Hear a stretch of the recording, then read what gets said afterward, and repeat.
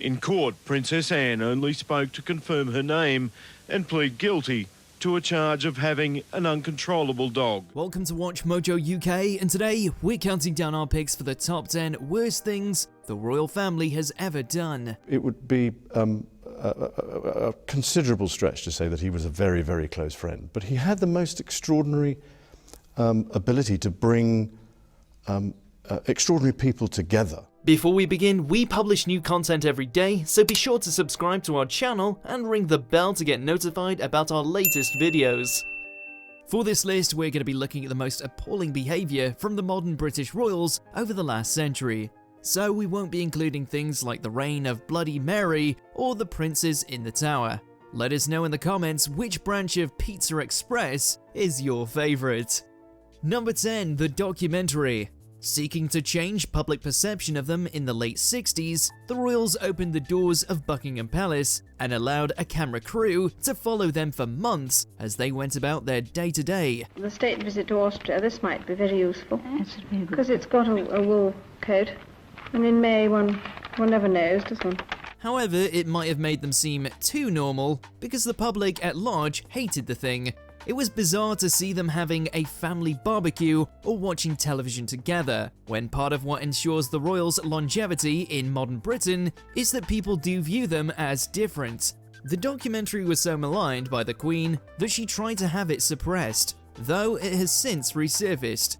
The whole thing was very embarrassing for them. Break up the lettuce, but there's nicotine. Number 9, Harry the Nazi. Certainly the most infamous gaffe of Prince Harry's career, back in 2005, The Sun revelled in publishing some pictures of him dressed as a Nazi at a fancy dress party, complete with swastika.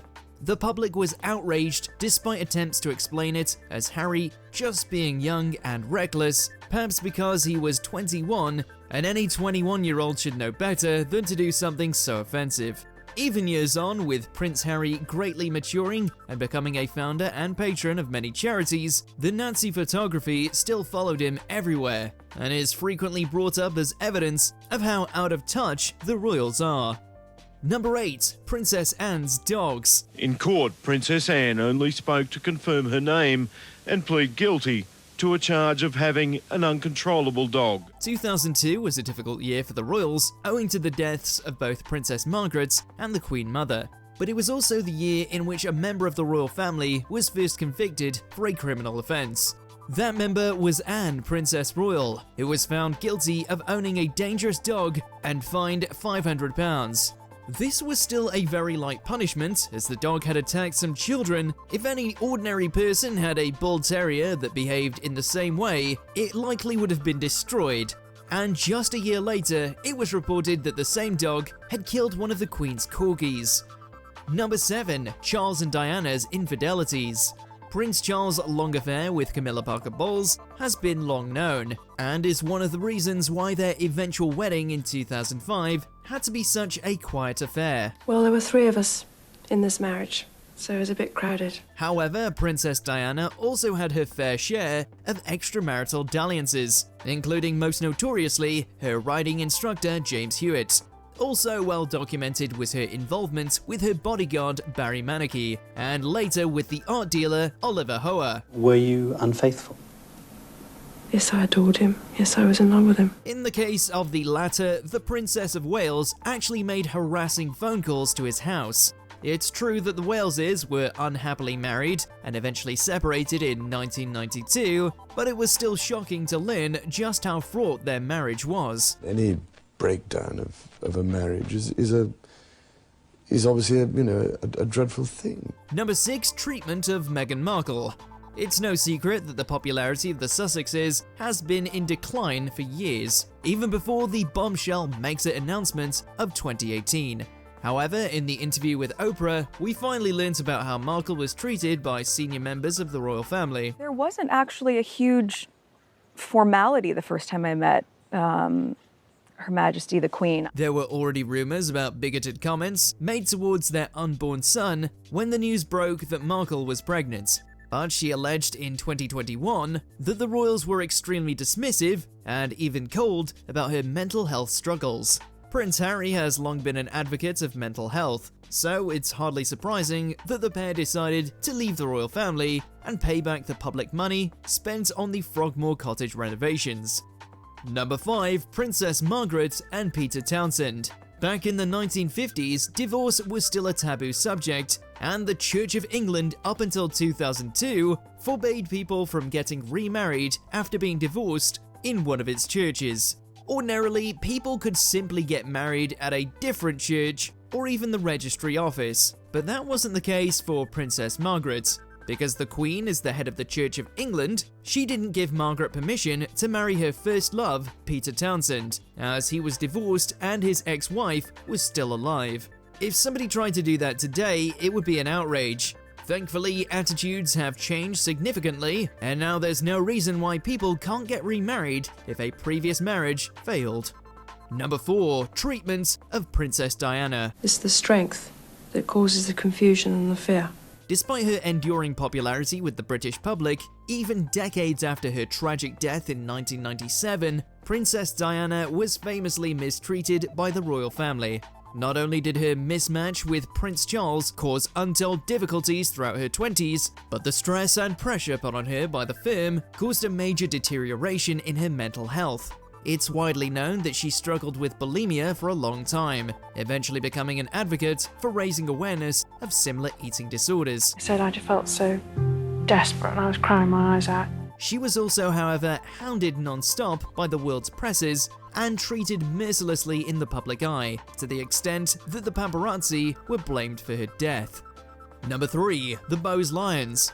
Brought to further light by a damning episode of The Crown, even the senior royals were unaware of the existence of the Bowes Lions sisters until the late 1980s.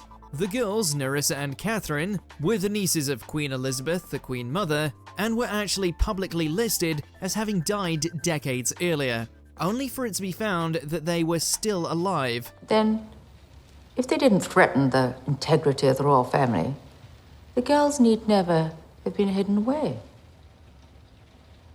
And what my family did was unforgivable. Each of them had some kind of learning disability, though the exact condition isn't known, and it's been alleged that for this reason, they were purposefully hidden and kept secret. However, the royal family disputes this and claims that they were sent to the Royal Earlswood Hospital because it was thought to be the best place for them.